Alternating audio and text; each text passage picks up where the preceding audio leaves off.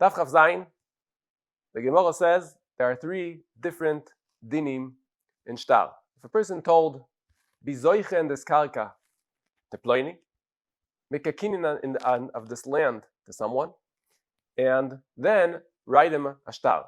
So once they made the kinyan, this land belongs to this ploini. Now, if he wants to go back and giving the shtar, if for some reason he changes his mind about the shtar, he doesn't want to give him a shtar anymore, he can take it back as long as they didn't give him the shtar. Now what happens if he says, make a kinyan on this land for someone, right? Acquire this land for someone, make a kinyan, chazaka, and then on the condition that you're going to give him a shtar, write him a shtar. So now, as long that they didn't give him the shtar, he can take back also the field itself, also the gift, not just the shtar. Now there's a third thing in a shtar.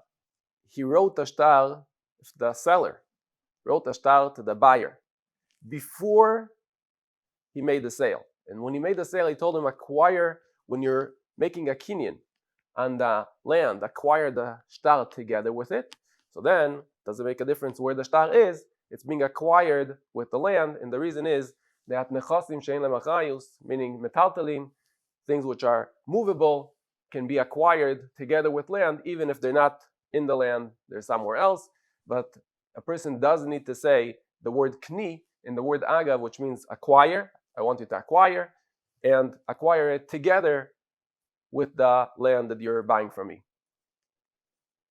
Okay. This din of doing kinyan agav, buying something together with land, it's not just in buying, it's also by giving a present. A person can give a present together with a land.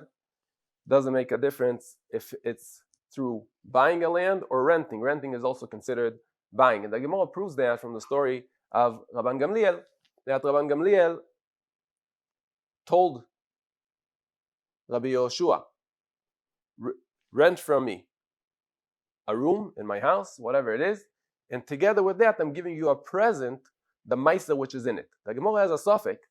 If a person can give karka to one person, meaning land to one person, you sell it to him, and together with that, you want to give metaltalin, portable things, to someone else, the Gemara has a suffix if it works or not. The Gemara tries proving it from the story with Rabbi Akiva, that he acquired the matonis to the anim together with the rent he paid, but the Gemara says it's not a raya. Perhaps Rabbi Akiva is like the hand of anim because he is the gabbai tzedakah, or Rabban Gamliel rented it for the maisa. The Gemara says that we have different kinyanim,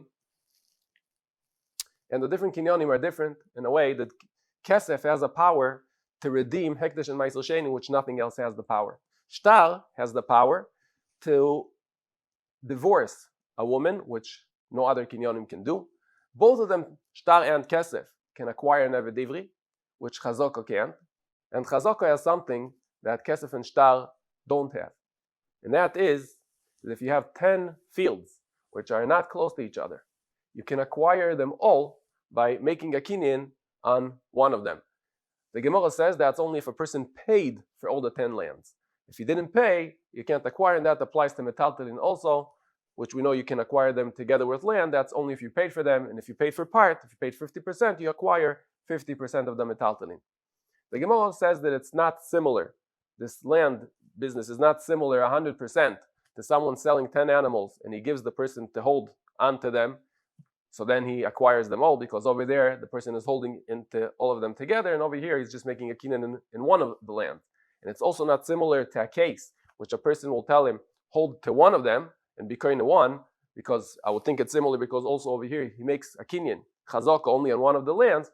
The idea is that it's not the same because over there he's really holding on to one. But over here, the whole land of the whole earth is connected. So when he makes a kinyan on one, he basically, it's connected to everything else. The last piece that we're seeing today is the idea of Gilgul Shvuah. And the idea of Gilgul Shvuah is that if a person owes you a Shvuah for something, you can ask him, so swear to me on other things also. We'll see, Bezrat Hashem, in tomorrow's daf, exactly what you could tell him to swear to you and what you can't, but almost everything you could. So this din of Gilgul Shvuah is learned from Saita. The pasuk says that the Saita says, Omein, Omein. And amen twice, the Mishnah explains, she also takes on herself a shvuah and also the curse in case she really did the aveira. And she also is adding to say that she swears that she didn't do it in other times, meaning when she was arusa. The Gemara says that there's no way to make a woman take a shvuah and arusa on its own. So the only way that the Mishnah can say that she takes a swear on the time she was arusa is by gilgul shvuah. If she owes him a shvuah already, and now after the nisuin, so you can tell her take a shvuah also of whatever happened before the marriage. The Gemara says that if it works by soito, so then for sure it works by momon also, because by soito, the original shvuah, not the one which we were megalgel on her, the original shvuah needs to be done with two edim. Two edim needs to come and be made that she was nistar in order to be mechayev her shvuah. But by momoin we know that one aid can be mechayev shvuas momoin, so for sure that gilgul shvuah will apply also by momoin. And we learned from soito, that's already in the next Talmud, we learned from soito the same way that by soito we're making her swear even on a suffix, also by momoin will make her swear also on a suffix, even though the original shvuah of momoin, of monetary issues, is only when the person says boli, not when he's suffix, only when he says I know for sure, only then the Torah is mechayev the other person's shvuah. Okay, so that was the daf.